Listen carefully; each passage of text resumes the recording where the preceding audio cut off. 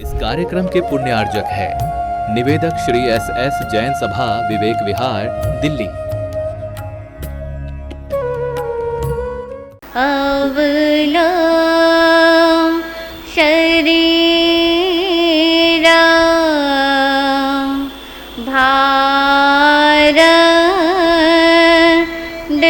पक्षी चरे पवते।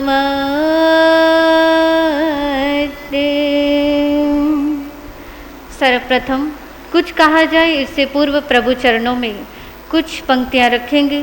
सभी मिलकर साथ देने का प्रयास अवश्य करें। सबसे पहले प्रभु वीर का लेना नाम है, चाहे कोई भी कैसा भी काम है। सबसे पहले प्रभु वीर का लेना नाम है, चाहे कोई भी कैसा भी काम है। ये वीतराग भगवन का प्यारा नाम है, ये वीतराग भगवन का प्यारा नाम है। हाँ नाम है, हाँ नाम है। सबसे पहले प्रभु वीर का लेना नाम है, चाहे कोई भी कैसा भी काम है। प्रभु वीर की वाणी सुनकर तन मन को शांति मिलती। प्रभु वीर की वाणी सुनकर तन मन को शांति मिलती। ये कर्म मैल को हटाकर आत्मा को आनंदित करती। ये कर्म मैल को हटाकर आत्मा को आनंदित करती। ऐसी जिनवानी का करना हमें पान है, ऐसी जिनवानी का करना हमें पान है, हमें पान है, हाँ पान है। सबसे पहले प्रभु वीर का लेना नाम है, चाहे कोई भी कैसा भी काम है। अनंत अनंत ज्ञान के निकेतन ज्योतिर्मय अरिहंत सिद्ध भगवंतों के पावन चरणों में मेरा अनंत अनंत वंदन। परम श्रद्धे परम आराध्य मम आस्था के आयाम उप्रवर्तक महाश्रमण पूज्य गुरुदेव श्री आनंद मुनि जी महाराज एवं प्रवचन दिवाकर पूज्य गुरुदेव श्री दीपेश मुनि जी महाराज साहब एवं मम जीवन निर्मात्री पूज्या आराध्या गुरनी मैया के पावन चरण सरोजों में मेरा कोटिश वंदन नमस्कार। उपस्थित धर्मानुरागी बंधु, आप सभी बड़े ही पुण्यशाली हो, बड़े ही भाग्यशाली हो जो वीतराग प्रभु की जिनवानी का पान कर रहे हो। हमारी चर्चा चली हुई है कि जन्म जन्म से जो ये हमारी आत्मा परिभ्रमण करती आ रही है, इस आत्मा को कैसे मोक्ष रूपी लक्ष्य के करीब हम ले जा सकते हैं, कैसे अपनी आत्मा को विकृतियों से दूर हटा सकते हैं, इसके विषय में हमारी चर्चा चली हुई है।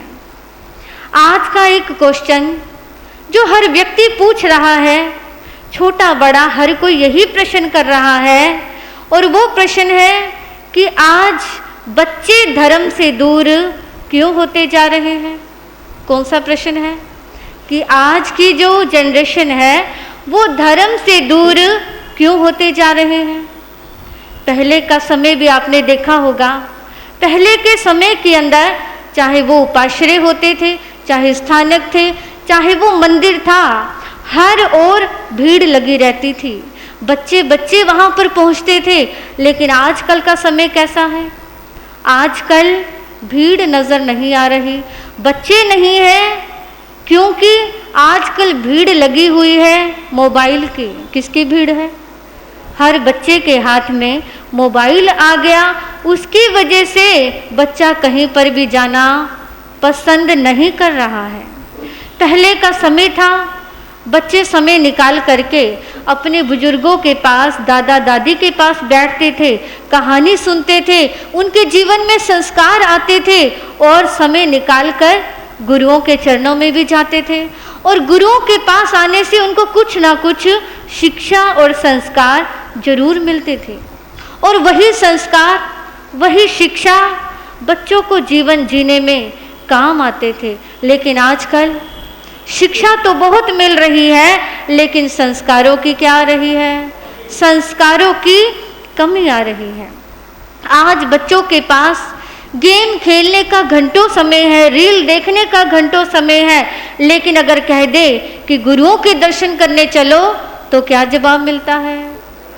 हम तो नहीं जाएंगे, आपने जाना है तो चले जाओ। इसके 3 कारण गुरुओं ने बताए हैं। पहला कारण कि आज सरलता घटती जा रही है और दिखावा बढ़ता जा रहा है।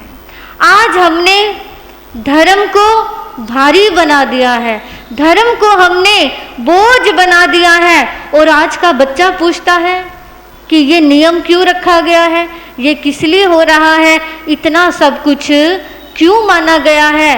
तो हम समझाने की बजाय उस बच्चे को क्या कर देते हैं? डांट देते हैं, और जहाँ पर डांट और फटकार शुरू हो जाती है, वहाँ पर फिर बच्चा समझने को तैयार ही नहीं होता। अगर हमने बच्चे को धर्म से जोड़ना है तो हमें उसे प्यार से समझाना होगा, किसी ना किसी तरीके से एग्जाम्पल दे करके, और जब प्यार से धर्म को सिखाएंगे तो बच्चा भी धर्म सीखने को क्या हो जाएगा? तैयार हो जाएगा। तब उस बच्चे को वो धर्म बोझ नहीं लगेगा, क्या लगेगा? सरलता में ही धर्म है, क्योंकि जहाँ सरलता आ जाती है वहाँ पर धर्म करना भी आसान हो जाता है।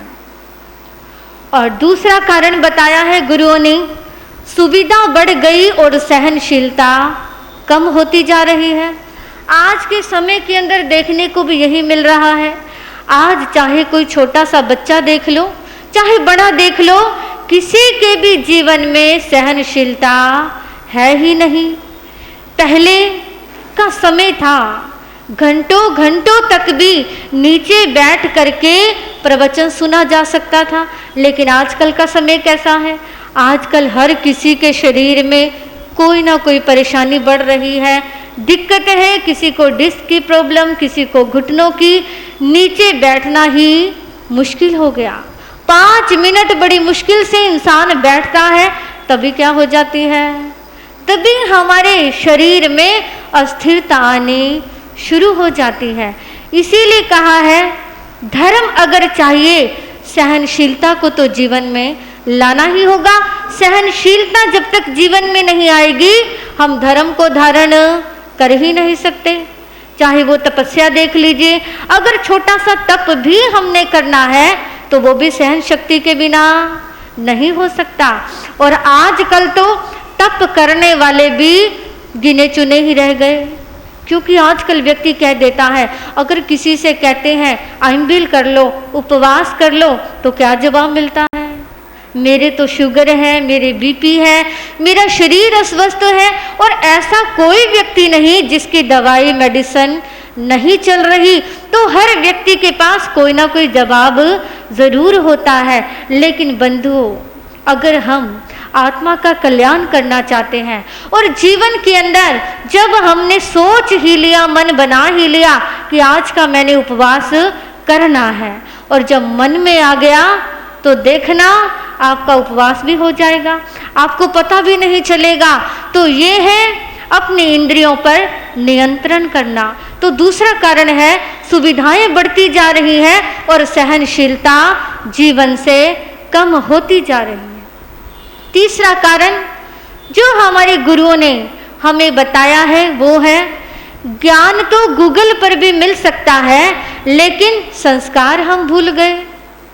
आज आपको किसी भी फील्ड की नॉलेज लेनी है, कोई भी आपने ज्ञान लेना है बच्चों ने, तो सब कुछ हाथ में ही अवेलेबल है। जरा सा बटन घुमाया और क्या आ जाएगा, पूरा का पूरा ज्ञान मिल जाएगा। लेकिन अगर संस्कारों की बात आती है तो वो संस्कार हमें गूगल नहीं सिखा सकता। वो संस्कार हमें अपने माता पिता से, अपने बुजुर्गों से, अपने गुरुओं से मिलते हैं, और जब तक गुरुओं के करीब ही नहीं जाएंगे तो संस्कार हमें कैसे मिल सकते हैं। आज हर व्यक्ति कह तो देता है कि गुरुदेव हमारे बच्चों में संस्कार नहीं है, इनको संस्कार सिखाओ, लेकिन संस्कार सिखाएंगे कब? कब सिखाएंगे? जब बच्चे धर्म स्थान में आएंगे। और लेकर आने का फर्ज किसका है? किसका फर्ज है? वो कर्तव्य तो आपका ही बनता है। अब आपका जहाँ पर मन होगा वहाँ आप बच्चे को जबरदस्ती भी लेकर जाते हो, चाहे आप उसे मारते हो, पीटते हो, धमकाते हो, लेकिन लेकर तो जाते ही हो। लेकिन धर्म स्थान में ही जरूरी नहीं होता, और वहीं पर आप भूल जाते हो। कहता तो हर कोई है कि संस्कार दो, लेकिन आप कितना पुरुषार्थ कर रहे हो, कितना प्रयास कर रहे हो, ये तो आपने ही देखना है।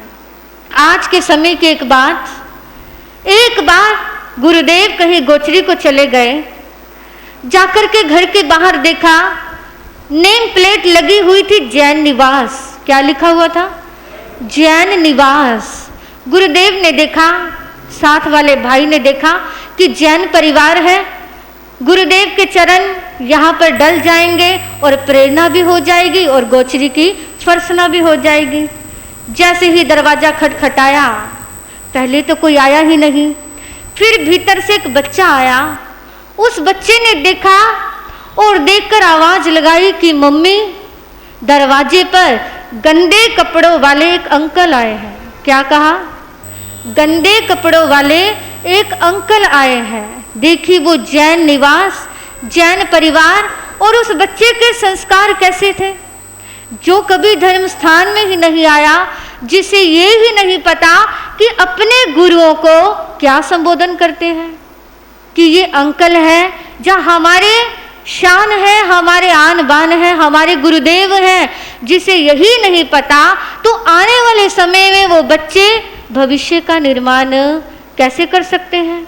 जरा गहराई से हमें सोचना चाहिए। आज हर कोई प्रश्न तो कर देता है कि बच्चे धर्म से दूर क्यों जा रहे हैं। कहीं ना कहीं हमारी भी कमजोरी है। हमारे पास फोन चलाने के लिए तो घंटों का समय है, लेकिन बच्चों के लिए हमारे पास 10 मिनट का समय ही नहीं है। हम संस्कार नहीं दे रहे, तो फिर बताओ संस्कार हमें कैसे बच्चों को मिल सकते हैं। तो इसीलिए कहा गया है कि ये तीसरा कारण जो गुरुओं ने हमें बताया है कि ज्ञान तो गूगल पर भी मिल जाएगा, लेकिन संस्कार कहाँ मिलेंगे। संस्कार तो हमें गुरुओं के आचरण से मिलेंगे और हमारे बुजुर्गों से मिलेंगे, और वो मिलेंगे उनके पास बैठने से, समय निकालने से। और आज का समय ऐसा है कि किसी के पास समय ही नहीं। भाग दौड़ की इस जिंदगी के अंदर अपने जीवन को जीने का असली मकसद ही व्यक्ति भूल गया है। हर नए दिन किसी ना किसी नए काम की शुरुआत हो जाती है। रात्रि में व्यक्ति जब सोता है तब सोच कर सोता है कल मुझे वहाँ जाना है, सुबह उठकर मुझे ये काम करने हैं, और इतने सारी टेंशन हमारे माइंड पर बोझ बन जाती है, जिसके कारण धर्म के लिए तो फिर समय निकालना बड़ी दूर की बात हो जाती है। एक बार एक सेठ जी ने अपने बेटे से कहा कि बेटा कल स्थानक में मेरे साथ चलना। बेटे ने सुना, सुनकर कहने लगा, पिताजी मेरे पास तो टाइम नहीं है, मैं तो स्थानक में जाकर बोर हो जाता हूँ, मैं स्थानक में नहीं जाऊँगा। पिता कहने लगे, स्थानक नहीं जाना, मंदिर नहीं जाना, कम से कम मेरे साथ एक बार कहीं काम चल। अब काम के लिए आ गया। पिताजी लेकर के कुएं पर आ गए और कहा, बेटा ये एक पत्थर है, इस पत्थर को कुएं में फेंक दो। क्या कहा? इस पत्थर को कुएं में फेंक दो। बेटे ने ऐसा ही किया। जैसे ही कुएं में पत्थर को गिराया, आवाज आई, छपाक की एकदम से ध्वनि आई। पिता ने पूछा कि क्या आया? कहने लगा, पिताजी जैसे ही मैंने पत्थर को गिराया ध्वनि आई। और फिर पिता ने एक फूल दिया और कहा, इस फूल को कहाँ गिराओ? कुएं में गिराओ। जैसे ही बेटे ने उस फूल को कुएं में गिराया, कोई आवाज आएगी? कोई आवाज नहीं आई। और क्या देखा कि वो फूल पानी के ऊपर तैर रहा है। पिता ने समझाया कि बेटा देखो, यदि हम धर्म स्थान के अंदर जाते हैं, शोर मचाते हैं, तो उस शोर को मचा करके कभी हम अपने जीवन में धर्म को अंगीकार नहीं कर सकते हैं। लेकिन अगर आप धर्म स्थान में शांति के साथ जाते हो, कोई आवाज नहीं करते हो, तो वहां जाकर के इस फूल की तरह आपका जीवन धर्म से तिर जाएगा। उस धर्म का सहारा मिलेगा। आपके जीवन की, आपके गुणों की सुगंधी चारों दिशाओं में फैलने प्रारंभ हो जाएगी। कुछ व्यक्ति ऐसे होते हैं जो धर्म स्थान में तो आते हैं, लेकिन आने के बाद शोर मचाते हैं, लड़ाई झगड़ा करते हैं, भेदभाव करवाते हैं। ऐसे व्यक्तियों के आने से वो व्यक्ति कभी मोक्ष मार्ग को प्राप्त नहीं कर सकता। अरे धर्म में अगर आना है, जुड़ना है, तो शांति और स्थिरता को जीवन में लेकर के आना होगा। जब शांति और स्थिरता आपके जीवन में आ जाएगी, तभी आप भी अपने जीवन का कल्याण कर सकते हो। अरे ये तो हमारा सौभाग्य है कि जो हमें पुण्य उदय से ये जैन धर्म और जैन कुल मिला है। क्योंकि कहाँ भी गया है, कोई पिछले जन्म के अच्छे कर्म मुझे जैन कुल परिवार मिला। कोई पिछले जन्म के अच्छे कर्म मुझे जैन कुल परिवार मिला। अरिहंत प्रभु की शरण मिली हो,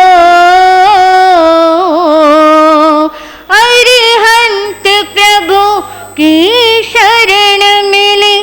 संतों मुनियों का प्यार मिला, मुझे जैन कुल परिवार मिला।